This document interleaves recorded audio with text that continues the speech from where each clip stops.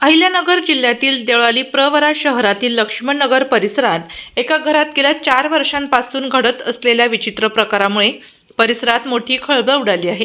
घरातील कपडे, कागदपत्रे तसेच इतर वस्तू अचानक पेट घेत असल्याचा दावा संबंधित कुटुंबियांनी केला आहे.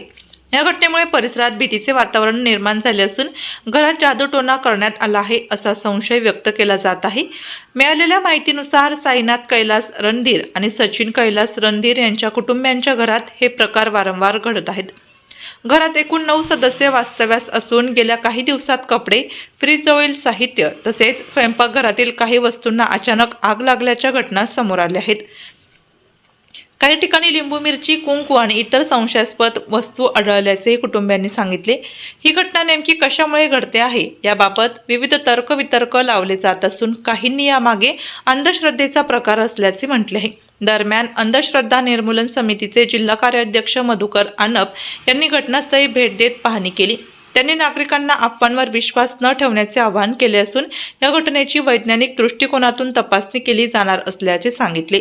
पोलिसांकडूनही घटनेची माहिती घेण्यात आली असून नेमके कारण काय याचा शोध सुरू आहे. लक्ष्मणनगर परिसरातील ही घटना सध्या चर्चेचा विषय ठरत आहे. साईनाथ कैलास रणधीर, राहणार देवळाली प्रवरा. तर 4 वर्षापासून माझ्या वस्तीवर म्हणजे माझ्या घरी काही वस्तू अचानक पेटतात. त्यात माझ्या मुलीचे कपडे असेल, माझे मंडळीचे कपडे असेल किंवा माझे कपडे असेल किंवा फाटका तुटका काही जरी असली वस्तू तर ती ऑटोमॅटिक पेटल्या जाते. तर 2022 पासून ती घटना घडत होती. त्यानंतर मी अंधश्रद्धा निर्मूलन समिती आनप सर यांच्याशी संवाद साधला. ते आल्याच्या नंतर 2 वर्ष त्यांनी मला एक सल्ला दिला की घरी कॅमेरे बसव. मी कॅमेरे वगैरे बसवलेत, पण 2 वर्ष घटना बंद झाली. परत 3 दिवस झालेत शुक्रवारपासून माझ्या घरी परत कपडे वगैरे, माझ्या मंडळीचे, माझ्या मुलीचे कपडे वगैरे परत पेटायला लागलेत आणि माझ्या बंधूचे जे माझा लहान भाऊ आहे त्याच्या घरामध्ये ते पण त्याचे मुलीचे कपडे आणि त्याच्या स्वतःचे कपडे हे पेटले गेलेत.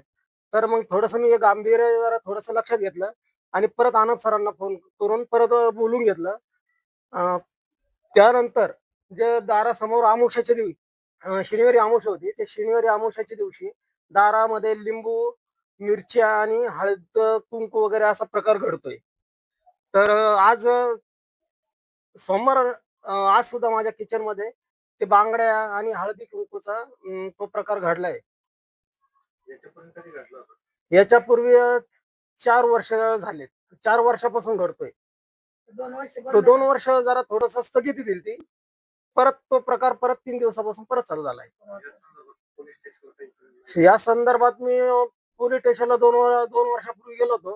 तर दराडे साहेब म्हटले की ही केस नेमकं करू कशी मी हँडल, म्हणजे हे नाव कोणाच्या नावावर करायची काय वगैरे असं. आणि मी तिथून परत निघून आलो, थोडस थांबून थांबून वैतागलो आणि निघून आलो. सीसीटीव्ही बसवले तर लाईट गेल्याच्या नंतर तो कॅमेरा बंद पडल्यामुळे तो प्रकार घडतो. मला आता इन्व्हर्टरची काहीतरी सोय करावं लागेल, त्याला पर्याय दुसरा काही नाही. कॅमेरा कंटिन्यू चालू ठेवण्यासाठी. संशय तर कोणावर नाही, कारण इथं कोणाशी भांडणं वगैरे काही तक्रार वगैरे कोणाची नाहीये माझी.